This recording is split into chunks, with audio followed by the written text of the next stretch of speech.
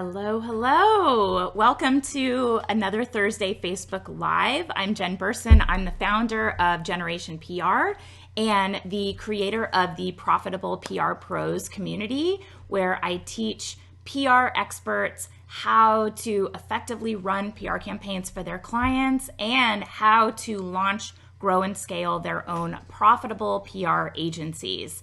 Thank you for joining me today. We are going to be talking all about clients, okay? Once you get the clients, how do you manage the relationships so that everything runs smoothly? Let me know if this sounds like you. You start working with clients and maybe you end up not really liking them that much. You possibly ignore red flags when you first start talking with them. Maybe you feel disinterested and unmotivated to do the work on their campaigns, or maybe you kind of started off on the right foot with these clients, but then things kind of spiral downhill after the first couple weeks or months. Give me a thumbs up if that sounds remotely familiar to you. It happens to the best of us. But I will say one of the things that I love so much, one of the things I love the most about having my own business is getting to choose who I get to work with. That's the most important thing. I mean, these are the relationships that are going to be probably what you're dealing with in your day during your day-to-day more than anything. I mean, I talk sometimes with clients more than I talk with my own husband during the day. So these relationships are really important because you're going to be dealing with these people all the time. And you want to ensure that the relationship is smooth and that it's awesome, and that they're going to be long lasting. Because in my path to profitability framework that I share for how you grow and scale a profitable agency, the foundation is consistent, predictable, recurring retainer revenue. And that comes from clients. And you want to build on the foundation by keeping those clients happy. And then build on top of it, leverage the results you get for them to attract other clients. So you want to ensure that those relationships are going to be solid.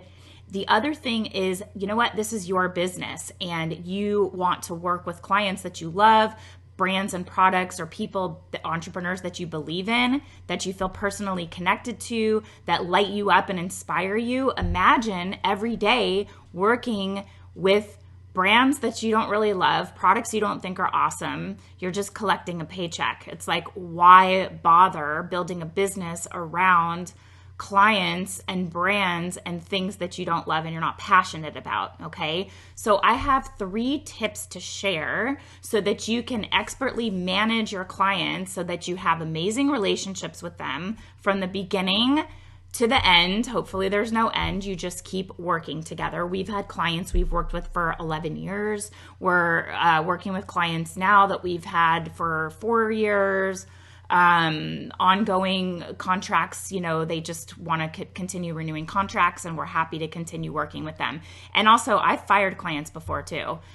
Sometimes you have to make that decision that it's not the right fit and you've got to let it go and be okay, moving on from that and know that something better is waiting for you. So there are 3 things I want you to think about as you're building your client base so that you have a business you love, you do work you look forward to, and you have clients you enjoy interacting with, right? Because that's the point of this whole business is it's your baby. So you better love it, right? So you want to make sure you're working with clients that you love. So that's number 1. It goes back to choosing your niche. This is where that niche is crucial. You have to enjoy working with the people that you work with, or else you won't feel motivated to put in the hard work for them. You want to be on the same wavelength as your clients and care about what they're up to. So it comes down to choosing a niche that you really love and that you really believe in. So you want to think about choosing a niche that you can enjoy working in for years to come. Like one example that I give is working in the bridal industry. Like you maybe start out where you're getting married and you're really into the wedding industry, and then you are a newlywed and you're kind of still interested in it. I've been running my business for 15 years. I will tell you that I probably wouldn't be interested in the wedding industry anymore because I've been married for 13 years. So Think about longevity, right? So you want to have clients that you really care about what they're up to in industries and niches that are meaningful to you in some way, that you can then build an excellent relationship because you genuinely care and you're genuinely interested in what their brand is all about or what the client is all about. If they're an expert, what they teach, what impact they make in the world. So love the kind of core of what the client is all about, and it helps by having a defined niche so that you will continue to love the work that they're doing, okay? The number 2, this is where we get into like the mechanics of how you set up these relationships. Set realistic expectations. This is where I see most relationships with clients go off track, just completely go off the rails. It's when you think you're getting amazing results for clients because you know realistically what they can expect, and you know that landing them a certain percentage of press a month, a certain amount, certain publications is like awesome, and you think you're doing an amazing job, and they think you're doing a terrible job. The disconnect there is their expectations. This is the biggest mistake, right? Sometimes you get so enthusiastic about a campaign or the client themselves that you kind of oversell yourself and you're maybe overpromising, and perhaps then you will underdeliver, or you really don't establish what's reasonable for the client to expect right off the bat, so that you get into it and they're kind of disappointed. Like we just had this happen with a client where they were like, we're getting them tons and tons of press, like great press for a beauty brand that we represent. And we're getting probably 20 pieces a month, which I think is fantastic, of top tier press, not like little unknown blogs, but like Allure, Cosmo, Pop Sugar, the Zoe Report, Refinery 29. And we're like crushing it. We're like so happy. And we just got on a call with them, and the founder of the company is really thrilled, but one of the women on the team was like, well, what's going on with the press? And we're like, what's the problem? You know, she was expecting brand profiles, right? And I had established it with the owner of the company that we were going to get product press and we were going to get brand profiles, but they were going to take longer to secure and they were going to be a little bit harder to come by. But the person on the team expected that every piece of press we were getting was going to be a brand profile. And so we kind of reset expectations, and now they're seeing that we're getting really good results, profiling the products, getting aligned with other top brands, featured in top tier publications with a really good consistency. And that's what I had conveyed to the founder of the company when I had my kind of sales call with them. So she had reasonable expectations, and in fact, they extended our contract, but someone on the team was expecting something a little different, and that's where the disconnect was. So be really careful with that. You want to avoid disappointments and unwelcome surprises down the road where you're like, I'm crushing it for this client.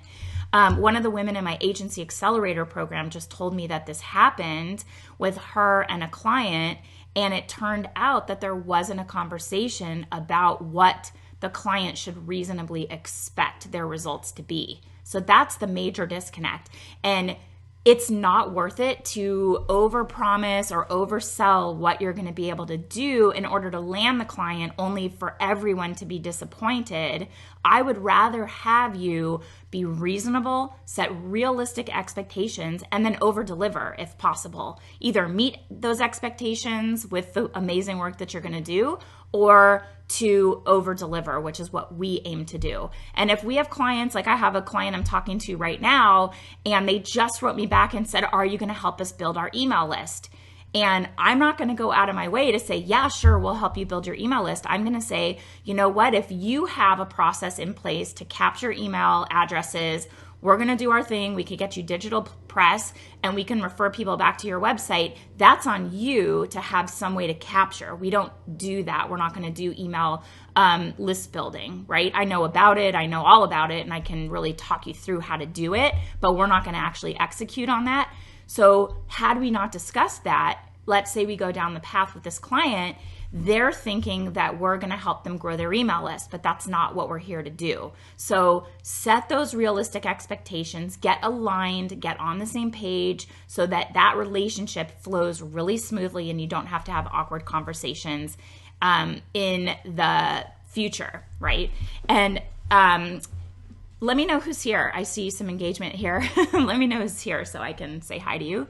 You guys know that I like to check in to everyone who's here and know what you guys are up to and have conversations. It's kind of more fun than me just talking at you. So the other thing is getting the clients to buy in to the strategy and the support that you're going to give them. So it's about really setting those expectations and then getting their buy-in so that they really understand what to expect, how to, cadence-wise, when to expect things and how often, what frequency, what types of publications.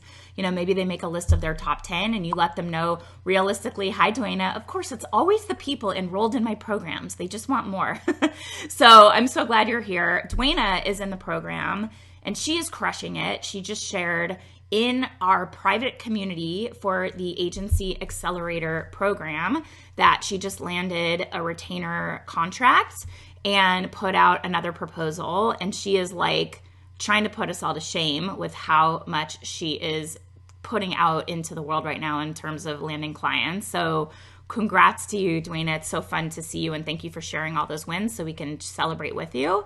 And Dwayna, this is relevant for you as you are bringing those clients in. You can put together a proposal, you can put together a strategy. So this is the very first thing you do when you bring in a client is setting expectations before they sign the contract and then putting the strategy in front of them so they see the support that you're going to offer, what you're going to be pitching, in what time frame, and they are fully bought into it. So they know so that they know exactly what it is that you're going to be doing for them and when they can expect things to start to come into fruition, right? Come to fruition. Dwayna is saying setting expectations is very important. I was thinking about creating some type of document. Yes, absolutely. You can have a generic document. Part of this is the onboarding sequence of how we transition clients into the agency, which is shared inside the program so that you have a seamless transition in and they know what you expect that they will provide to you. Are they going to be shipping the samples? Is that going to be you in your office, somebody on your team doing it? What can they expect from you so that they know what you are relying on them to do? We just had a client relationship that did not go extremely well because we needed more support internally and they initially promised us a team member that we could connect with, and then that team member was overworked.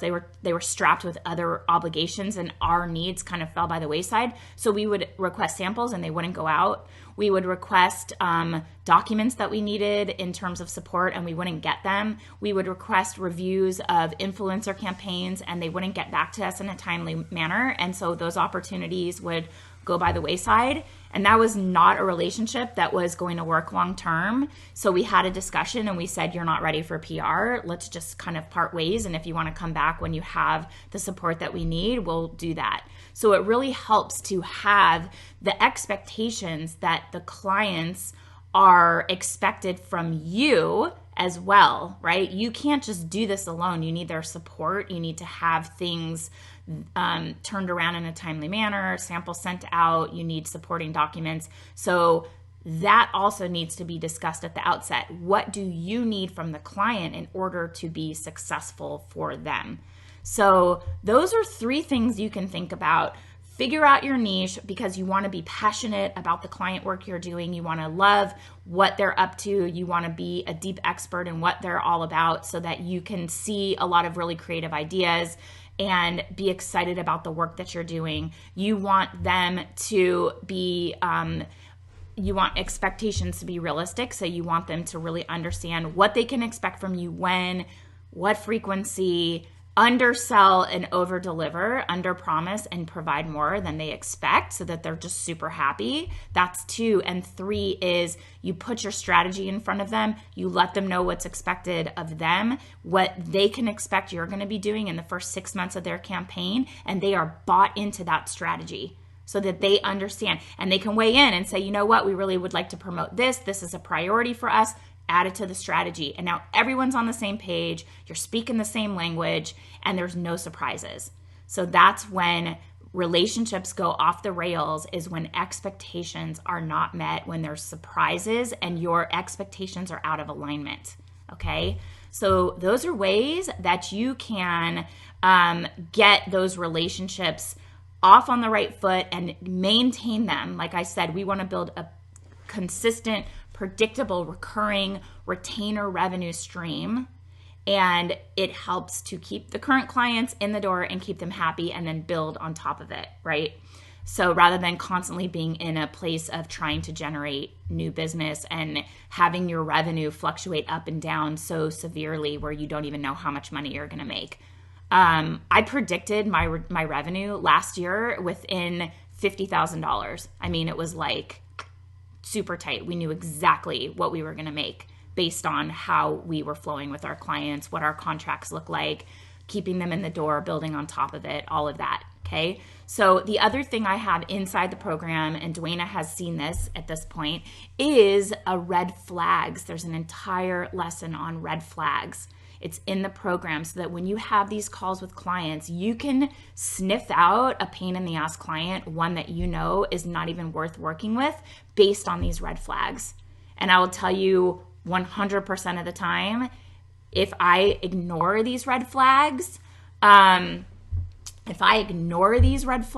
it just comes back to bite me in the butt. Ash is asking, do you find that you have to repeat the expectations over and over? I set them up front, but it's like I have to be a broken record. I don't. So I'd like to understand how this is happening and why. Maybe you need to have like a bi-weekly touch base with the client so that you can let them know what you're doing on their behalf, and then mini check-ins with the results that are happening. Like, what happened when you sent out that pitch angle? What was the feedback? Did it work? How are you retooling it? It's like course correcting. It's like mini course correcting all the way along. So things don't veer so far off course and clients' expectations veer off course that you have way more work to do to bring everybody back into alignment. So I'd love to understand what's happening with that, Ash. And thanks for being here. But it's really helpful to have those conversations so they know what's happening.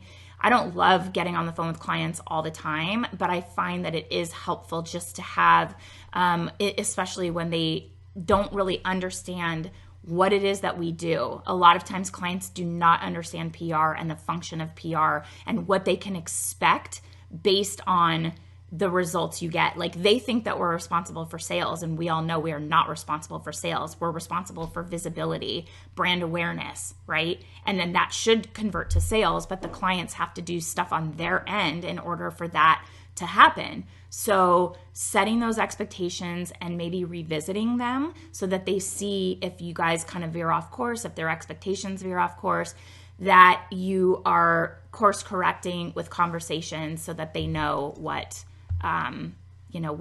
is happening on their behalf. Like, a lot of times clients just want to know like what's going on, right? And then they feel better about what you're up to and give you more runway to do what you do because they're at least hearing from you what's happening. Even if a pitch doesn't work, you say, listen, we sent that out. This is the approach we took. We didn't really get a lot of feedback. So here's how we're going to retool it. And here's how we're going to go back out and do a follow-up with new information or a new angle, right? So it could be as simple as that. It's really about getting those clients bought in, and maybe they don't really understand the function of PR. And a lot of times we start out with like just a quick lesson on what it is that we're doing. What is the value that we bring? Like I said earlier in the live broadcast, I'm not going to grow your email list. Like, that's not my function. I can get you press and you can capture them on your end. That's internally, but that's not what we provide as a PR agency. It's just not a service that we're up to. So getting them bought into the service, not just how you're going to approach PR, but what PR actually is and what they can expect it will do in their business. Okay, I hope that helps. Ash, thanks for asking the question. If you guys have any other questions, post them down below and mark your calendars for April 23rd and 24th. We are hosting a live event, the first ever of its kind here in Los Angeles. It is going to be so baller. It is going to kick so much ass. I can't even tell you. I'm so excited. We are going to be hosting, it's called Strategic Vision 2020 for PR professionals. You are going to come and network with other people like you, growing and scaling profitable agencies, learn from them what's working.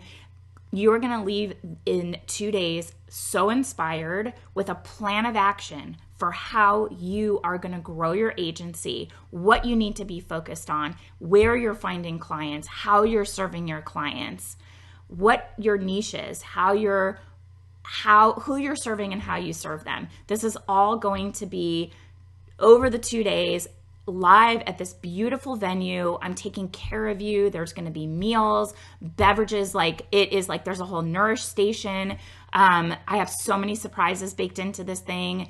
If you've ever wanted to be at a live event for PR professionals that is interactive, engaging, and all about you, this is the event for you. It's going to be so awesome, and I can't wait. April 23rd and 24th, and we will post a link so that you can buy tickets for early bird pricing. Prices are going to go up. We're offering early bird pricing, and if you are in my program, there's a significant discount for your ticket. So I hope to see you in LA. Basically, the cost of the ticket covers your cost to be in the room. We're not making any money on this event. It's just to get everyone together and take the show on the road, baby, because I want to meet everyone. I want to see all of you, and I want you guys to meet each other. And together we are stronger. A rising tide lifts all boats, and we are going to all lean on each other to build the businesses and agencies of our dreams this year. And April 23rd, 24th, mark your calendars, and we'll give you a link to buy tickets soon, okay? So thank you so much for being here, and we will see you next week. I'm here every week with a new topic just for you. See you soon.